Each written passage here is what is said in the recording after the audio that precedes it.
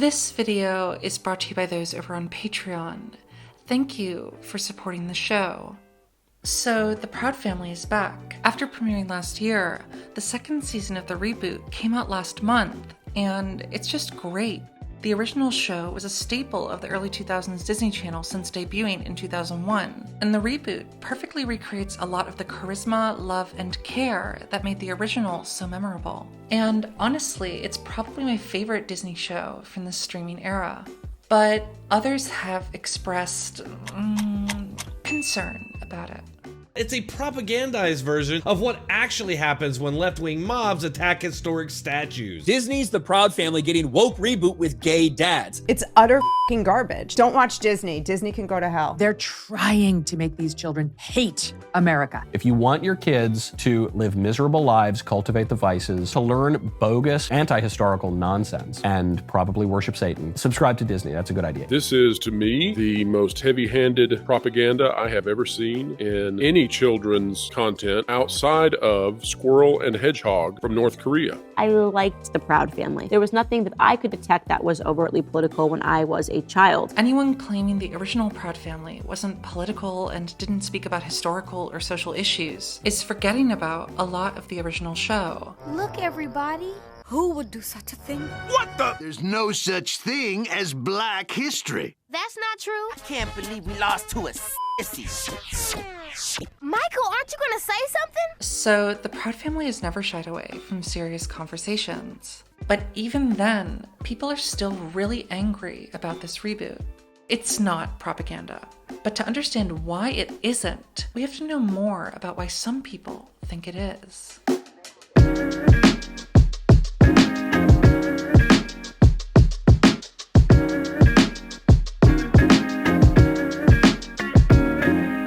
There are many reasons why The Proud Family was such a staple of the early 2000s Disney Channel, but for me, one of the most memorable things about the show was the theme song. It's not only my favorite Disney Channel theme song ever, but it also represents such a specific time. For starters, it was sung by Destiny's Child with Solange, who at the time had no music out, and Beyoncé ended up contributing to the production of the track. The arrangement is also just so beautiful and has such a quintessentially early 2000s sound.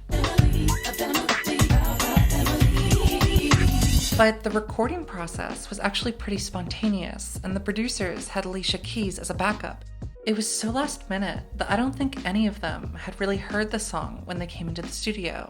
They were pretty shocked at how cool the song was, especially as it was just for a TV show, but it sounded like something that they would be cool with and sign off on. Not all TV themes work on their own as standalone songs, but the 49-second version of this works just as well as the full recording.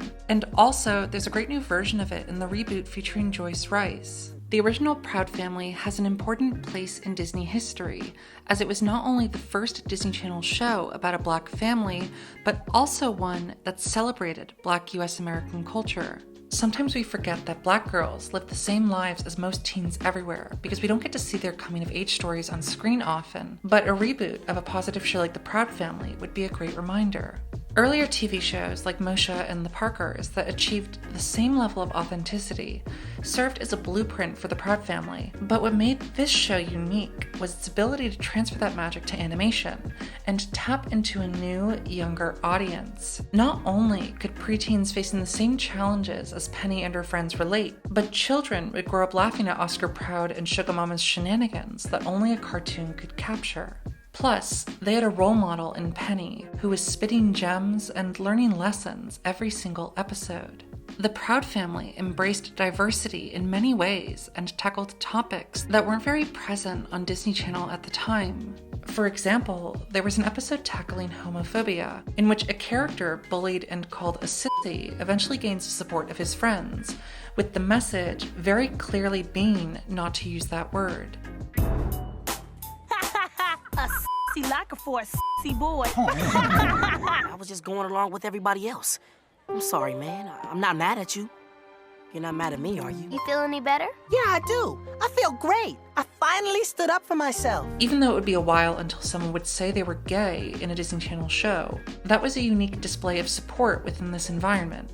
So while it didn't handle everything perfectly, it was leagues ahead of basically any other show on the Disney Channel, and it was an important step in paving the way for diverse representation in Disney media. That being said, the reboot addresses some of the flaws of the original, this time allowing Michael, the character who is bullied, to be more openly and unapologetically gay. Excuse me, who are you? You're a star basketball player, Coach Proud. Since I wanted to celebrate my Powhatan heritage, I'm dressed as the fabulous Pocahontas. It also responded to criticisms of the Chang triplets, who were originally depicted in ways that reflected Orientalist stereotypes.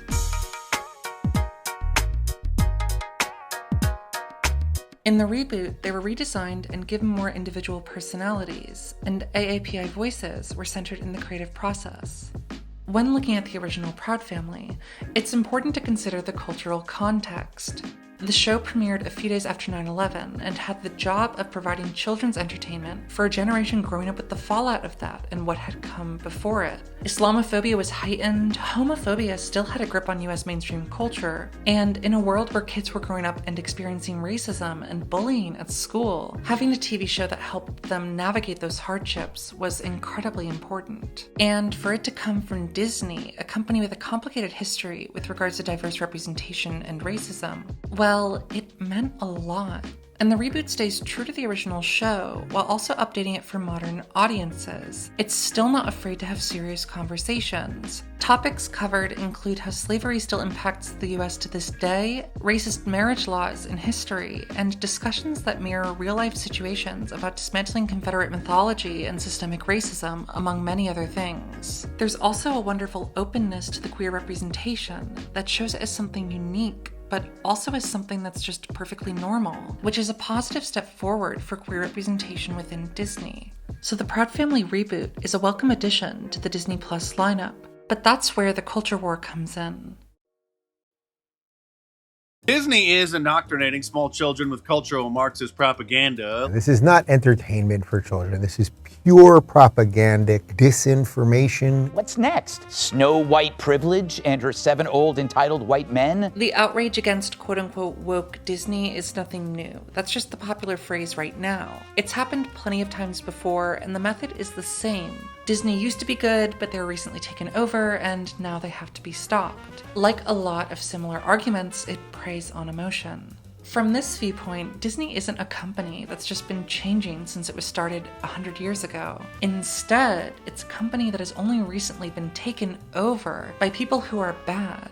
And with that comes the framing of social contagion, supposed wokeness being a virus, those types of things. Because when you can make perfectly normal things like social change and equality seem like outside invaders, it's easier to have an emotional, urgent response of needing to defend yourself. And that's the same thing we've seen time and time again. This particular iteration of anti-Disney backlash is targeting contemporary discussions about anti-racism, diversity, and queerness. But the playbook on outrage about Disney allegedly being taken over by people ruining the company's legacy goes way back. So yeah, and people are enraged by a few things with the Proud Family reboot. The episodes that talk about racism have been labeled by conservative outlets as woke, ahistorical, racist, and just another pawn from Disney in the ongoing culture war. Unfortunately, this has led to the show getting review bombed online. So let me just say that if you haven't seen the show, definitely check it out and support the team behind it. In particular, the Juneteenth episode brings up a lot of important discussions. One of Maya's dads, a gay white man, is honored for being a descendant of the town namesake, which goes awry when the kids discover that his ancestor owned slaves, causing a discussion about why this wasn't known before and what to do about it. The Proud Family's powerful exploration of Juneteenth harkens back to the original series' penchant for fearlessly pushing the envelope, with overt, honest, and often raw discussion of modern topics. At a time when Florida and other states are trying to erase Black history, this animated children's show is educating viewers too. It teaches them about the aftermath of the Emancipation Proclamation and details that the executive order didn't apply to Union border states, which meant that slavery was still in effect even after the first Juneteenth. Predictably, the show induced a stream of right-wing outrage, with everyone from Candace Owens to Megyn Kelly dropping videos bemoaning the quote-unquote woke reboot. Clearly, many of the conservatives who have repeated this narrative are not familiar with the show's original run, and perhaps not even with this new episode. But despite the internet uproar, anyone who actually watches Juneteenth will find that the story is richly textured, especially given how the episode handles the interpersonal conflict between Maya and her white gay father. This is the first time I know of that Juneteenth has been discussed this thoroughly in an animated series aimed at families. And the Proud Family, Louder and Prouder, knocked it out of the park in an authentic and timely way, exploring subjects like white accountability and historical revisionism through a deeply interpersonal lens is a fresh creative choice that makes these big social problems feel real and approachable. The right-wing foolishness may be loud right now, but Proud Family's Juneteenth episode will assuredly stand the test of time.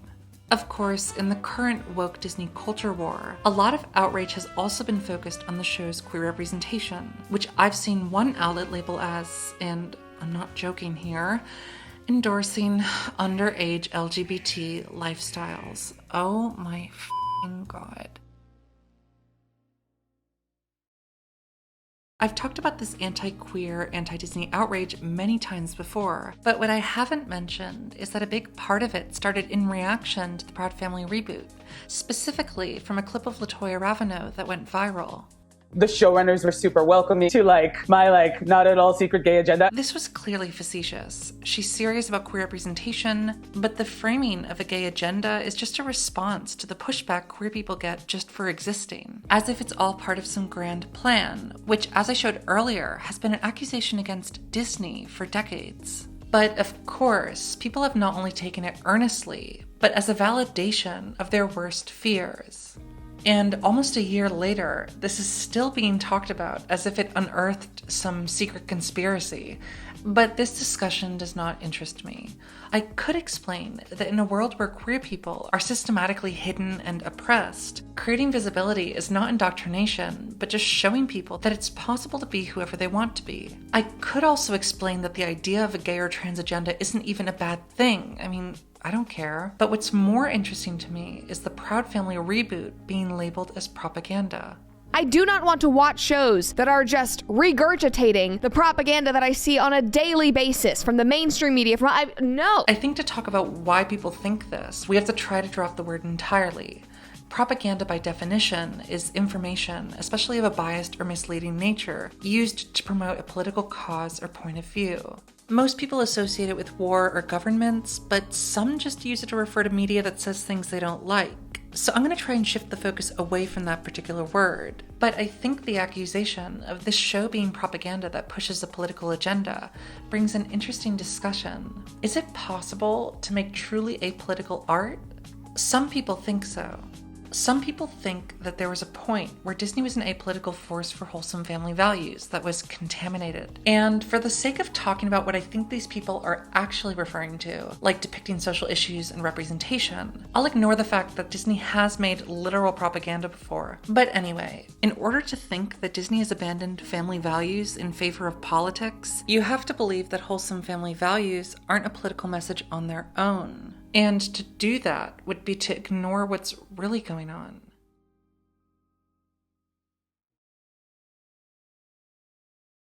Last week, I rewatched Summer Magic with some friends. It's a 1963 movie set at the turn of the century about a family who moves from Boston to a small town in Maine.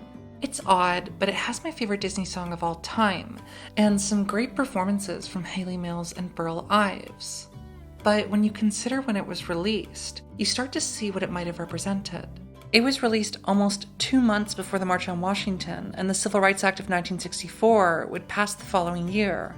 And I don't think Disney publishing a film romanticizing the early 1900s with an all-white cast can really be removed from that context. While the world was changing, Disney was providing comforting depictions of a world that hadn't.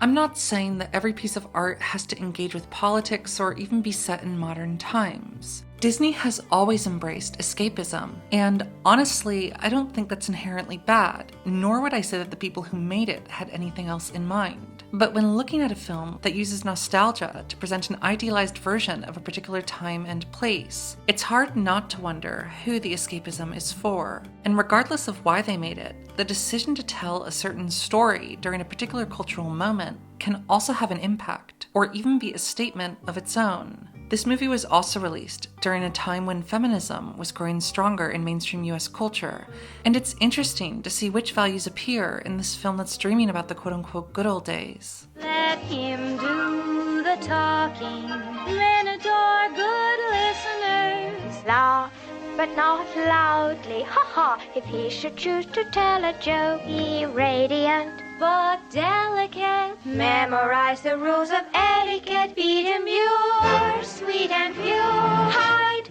the real you. A lot of Disney's success is because of nostalgia, but there have been plenty of moments throughout Disney history that have shown how nostalgia might not always be a good thing.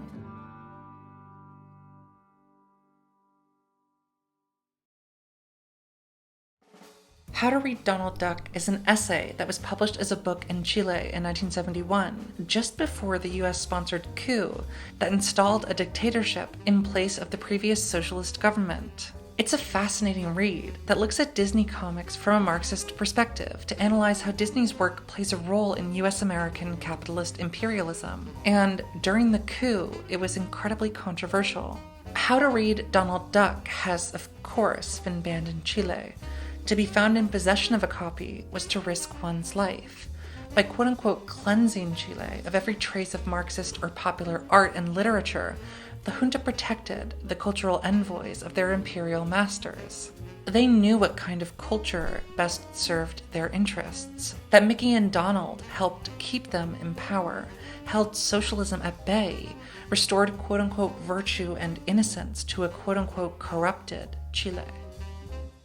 The book looks at how Disney comics view other cultures and what the characters of Mickey and Donald represent, in addition to how they've been used to influence the world around them. And ultimately, by being headed by a conservative US patriot, the work produced by Disney often represented Walt's values. Walt Disney never separated himself from his work, and there are certain formative circumstances of his life upon which he himself liked to enlarge, and which, through biographies and interviews, have contributed to the public image of both Disney and Disney Productions. This public image was also the man's self-image, and both fed into and upon a dominant North American self-image.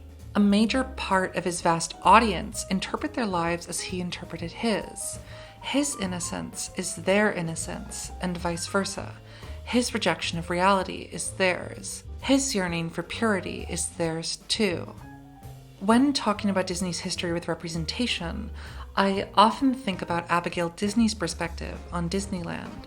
And Walt, when he builds Disneyland, one of the most interesting things to me about the place is how unconscious you are of where you are once you're there. The very most important part of the design is this huge berm around the park. Yeah. And it's planted and landscaped and everything like that. So you're not even conscious you're going through some kind of barrier when you walk in through the gate. It's very subtle, but it grows pretty tall. And so you don't even see the tops of the buildings around you. Exactly. It's quite remarkable, actually, piece of design. And that was very, very conscious. This is a perfect world. And this is all We're going to show you a perfect world. And so there's benign and passive prejudice, and then there's active and malign prejudice. Right. That's how I divide it in my head. And much of what's in Disneyland is the benign and passive kind, in the sense that, like, I'm going to replicate everything good I remember about my Midwest upbringing. And so, like, here's this Main Street, and these are the barbershop quartet, and it's all just very perfect. And so when we decided in the film to kind of bring race up, it honestly feels impertinent. You know, it feels like, well, what has that got to do with anything? You know, there's nothing happening here. But of course, nothing's happening there by design. Right, and that also reflected some of the stories that the films were telling. Right, I mean, exactly. And maybe Summer Magic is benign.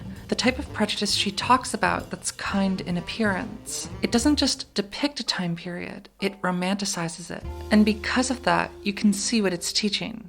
And don't talk. Wasn't going to. I think the framing of things as strictly political or apolitical can be disingenuous. For many people, engaging with politics isn't a choice. Advocating for yourself in a world that politicizes your existence isn't a choice to make something political. It's a way to make the world a better, safer place. And I don't think art, any type of art, is the wrong place to ask questions. So maybe it's better to just view things as they are.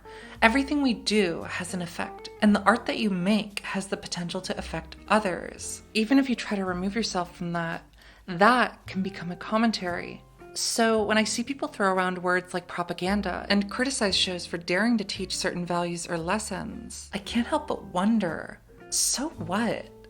What else is there? The Proud Family, Louder and Prouder, is a wonderful celebration of all of the things that made the original show so memorable. And it reaffirms the direction that Disney has started to take in the last few decades. One that wants to give everyone enough space to tell their own stories. And by doing that, you can help the next generation grow up with more compassion, love, and understanding. In an interview about the reboot, Jo Marie Payton, who voices Sugar Mama, explained why the show is so important. I was real excited about it coming back. Once the reality of the situation was clear that it was coming back. Didn't feel like 20 years being away. It felt like 20 minutes because we were able to jump right back into it. You know, the energy was there, the voices were there, the love was there, the writing was there. Everything was perfect. And the time had changed. The situations have changed, you know, and we've moved up 20 years. We have different things that we're dealing with right now. And we're dealing with them and we're shouting about them. We're not quiet about anything. Everything and everybody that has a purpose and has a situation or a story to tell, we're telling those stories. And we're making you feel not only seen, but safe. To be who you are, you know, to express what you need to express. And it's okay if you're ashamed, it's okay if you're hurt, it's okay if you're mad and all, because we have a way to make you appreciate that also. It's part of growth and understanding each other. We can move through life with all of us being in a better place. And I like that about the Proud Family. That's what I'm excited about. That's what I'm glad that we can still do after 20 years of being separated from telling the truth about a lot of different things and being honest.